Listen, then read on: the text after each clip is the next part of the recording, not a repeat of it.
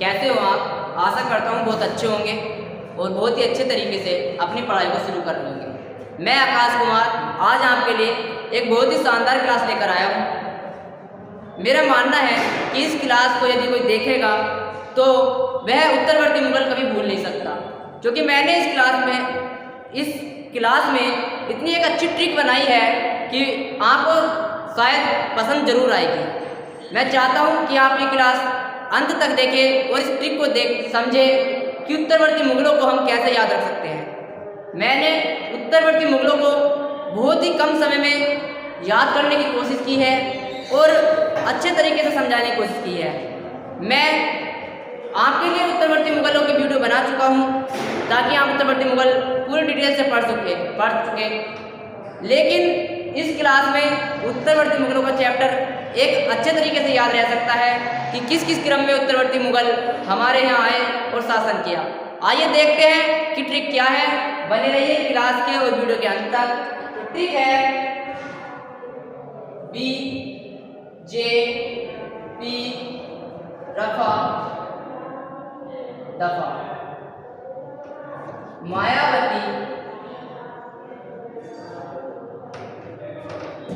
आ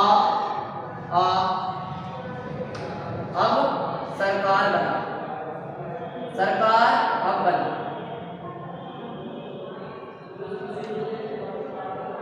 अब बना तो हमारी ट्रिक है वो है बीजेपी रफा दफा मायावती आ सरकार अब बना। मेरा इस ट्रिक का कोई भी माध्यम किसी भी सरकार से नहीं है कि कभी आप ये सोचे कि ये सीधा कि सरकार को कह रहा है बीजेपी जा। मैं तो नहीं चाहता कि सरकार बीजेपी की जाए, ऐसा मेरा कोई मतलब नहीं है कि मायावती आए। लेकिन इस ट्रिक को मैंने इसलिए बनाया क्योंकि मुझे अच्छी लगी। मैं मानता हूँ कि इस ट्रिक से उत्तरवर्ती मुगलों को आसानी से याद रखा जा सकता है। देखते हैं तो बीजेपी से है। मैं आपको बता दूँ सबसे पहले जो उत्तरवर्ती मुगल है वह है 1707 ईस्वी यानी औरंगजेब की मृत्यु के बाद उत्तरवर्ती मुगल शुरू होते हैं। औरंगजेब की मृत्यु के बाद जो मुगल थे वह एक कमज़ोर शासक बनने लगे, कमज़ोर होने लगे। तो जो 1707 यानी कि बहादुर शाह औरंगजेब की मृत्यु के बाद उसका दूसरा पुत्र था बहादुर शाह जफर। वहाँ से शुरू होते हैं बहादुर शाह। औरंगजेब का दूसरा पुत्र बहादुर शाह, यह उत्तरवर्ती मुगल का पहला मुगल बादशाह हुआ है। यहाँ से उत्तरवर्ती मुगल वंशानुगत शुरू हो जाते हैं, यानी उसका पुत्र फिर उसका पुत्र, इस तरीके से उत्तरवर्ती मुगल शुरू हो जाते हैं। तो यहाँ से इसमें उत्तरवर्ती मुगल पढ़ते हैं। तो बहादुर शाह, फिर उसके बाद था जे, बी से हो गया बहादुर शाह, जे से हो गया जहांदार शाह,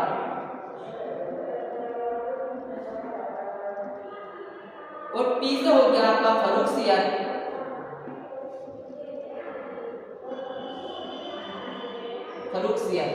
रफा। रफा की बात करें तो रफी दराज,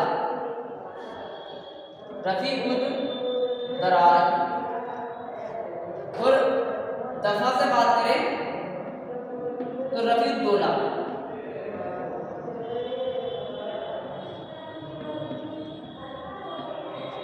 रफीउद्दौला। अब आता है मायावती। मायावती से इसका एम मैं ले लेंगे और मायावती से रखेंगे मोहम्मद शाह।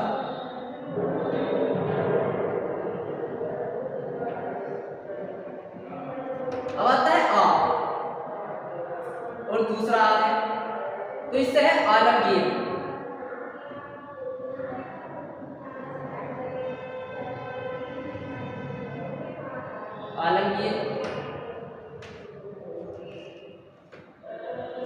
इस वाले आ से है अहमद शाह।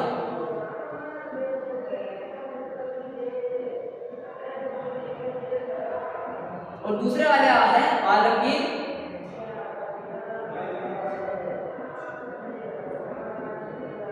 द्वितीय। जब दूसरा आया है तो दूसरे आ से द्वितीय आया, ये ध्यान रखेंगे। अब आता है सरकार, सरकार और फिर है अब। सरकार से याद रखेंगे हम शाह आलम द्वितीय,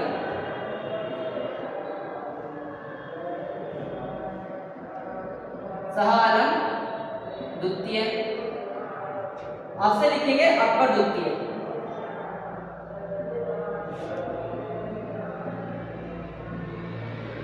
और बना सा हो गया आपका बहादुर शाह द्वितीय। ये बहादुर शाह प्रथम था। अब बात करते हैं कि सरकी का शासन कब से कब तक किया।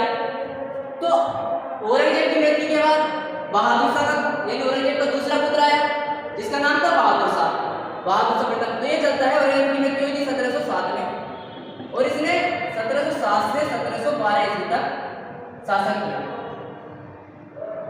अब आता है 1712 में इसकी मृत्यु हो गई। उसके बाद आता है जहांदार शाह 1712 ईस्वी से 1713 ईस्वी तक, एक वर्ष इन्होंने शासन किया। अब आता है फर्रुख सियाह, फर्रुख सियाह इसने 1713 ईस्वी से 1719 ईस्वी तक शासन किया।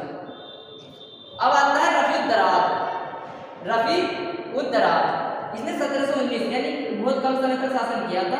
19 में ये मरा, 19 में यही आ गया, और 19 में ही यही आ गया। इन्होंने बहुत कम समय तक शासन किया। अब आता है आपका मोहम्मद शाह 1719 में 1719 से 1748 ईस्वी तक,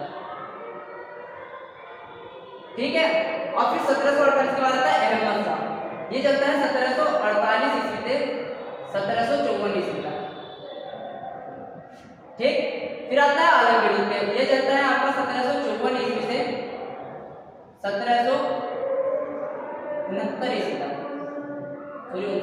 फाइनल। आता है शाह आलम द्वितीय, ये चलता है 1759 से 1806 ईस्वी तक, और ये चलता है 1806 से 1837 ईस्वी तक।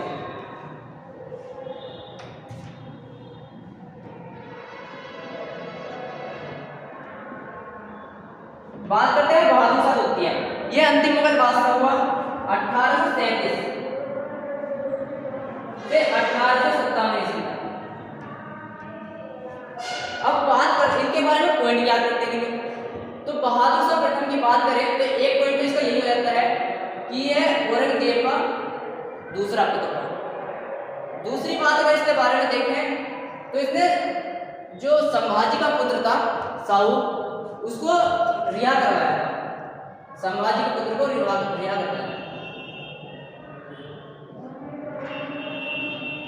पुत्र को रिहा करवाया। अब आते हैं जहांदार शाह के बारे में, तो इसे इसके बारे में पॉइंट याद रखेंगे, इसे लंपट मूर्ख कहते हैं, लंपट मूर्ख। यदि फर्रुख सियाह की बात करें तो इसे घृणित कायर कहते हैं, घृणित कायर।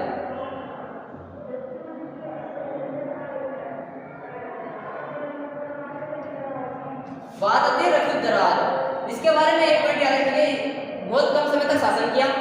दूसरी बात, इसकी जो मृत्यु हुई थी वो क्षय रोग यानी टीबी से इसकी मृत्यु हुई थी।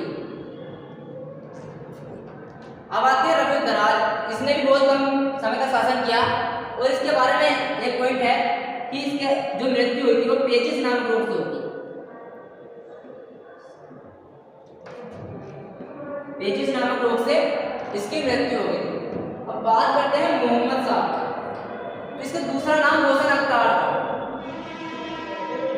रोशन अख्तर, रोशन अख्तर। फिर आता है आलमगीर द्वितीय,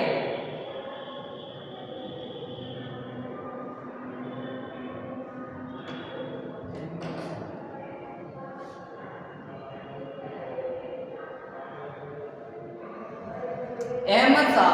अहमद शाह के बाद ध्यान रखेंगे एक शासन हुआ अहमद शाह अब्दाली, इसके समय में अहमद शाह अब्दाली ने इस पर आक्रमण किया। तो अहमद शाह अब्दाली, अहमद शाह अब्दाली इसी के शासनकाल में आया और इस पर आक्रमण किया, तालिब ने आक्रमण।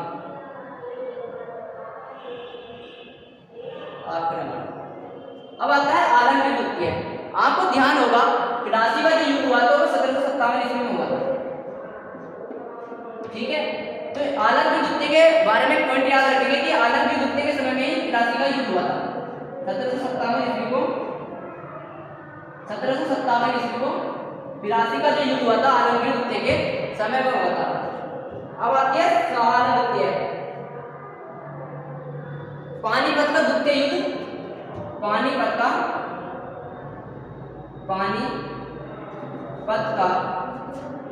द्वितीय युद्ध,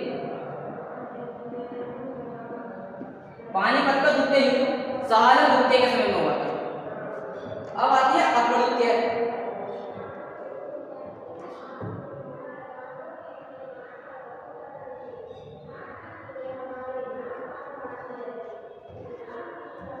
अकबर द्वितीय,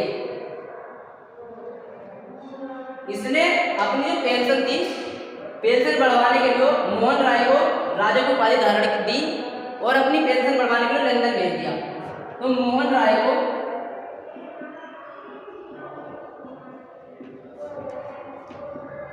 राजा की उपाधि दी। एक क्वेश्चन आता है कि मोहन राय को राजा की उपाधि किसने दी थी? तो अकबर द्वितीय ने दी। इसके बारे में पॉइंट याद रखेंगे, अकबर द्वितीय ने मोहन राय को राजा की उपाधि दी और अपनी पेंशन बढ़वाने के लिए लंदन भेज दिया कि आप जाओ लंदन में राजा जो रानी है वहाँ की, लंदन की रानी है, उनसे हमारी पेंशन बढ़वाओ। अब आता है बहादुर शाह द्वितीय। बहादुर शाह द्वितीय एक बूढ़ा राजा था। तो यह अंतिम मुगल बादशाह हुआ 1857 की महान क्रांति, जो 1857 की क्रांति हुई थी वह बहादुर शाह द्वितीय के समय में हुई थी। तो आप ध्यान रखेंगे कि जो 1857 की महान क्रांति थी वह बहादुर शाह द्वितीय के शासन में हुई थी। दूसरी बात, जब क्रांति हुई तो अंग्रेजों का जो गवर्नर जनरल था यानी उसका हर्षन के द्वारा इसे गिरफ्तार कर दिया गया और वहां से मुगल बादशाह का चैप्टर क्लोज हो जाता है। तो जब हर्षन ने और बहादुर शाह द्वितीय का युद्ध हो रहा था उस समय हर्षन ने कहा कि दमदमे में दम नहीं, खैर मांगो जान की, ए जफर अब ठंडी हुई तेग हिंदुस्तान की। एक शायरी है बहुत फेमस। जब बहादुर शाह द्वितीय का और हर्षन का युद्ध हो रहा था उस समय हर्षन ने कहा कि दमदमे में दम नहीं, खैर मांगो जान की, ए जफर अब ठंडी हुई तेग हिंदुस्तान की। उस समय बहादुर शाह द्वितीय ने कहा बाजुओं में बू रहेगी जब तक ईमान की, तख्त ए लंदन तक जाएगी तेज हिंदुस्तान की। तेग मतलब तलवार, तो तख्त ए लंदन तक जाएगी तेग हिंदुस्तान की। यह इसके बारे में फेमस शायरी है, आप ध्यान रखेंगे। तो आशा करता हूँ आपको हमारी ट्रिक अच्छी लगी होगी। यदि आपको ट्रिक थोड़ी भी बहुत अच्छी लगी हो तो आप वीडियो को लाइक और शेयर कीजिए। धन्यवाद।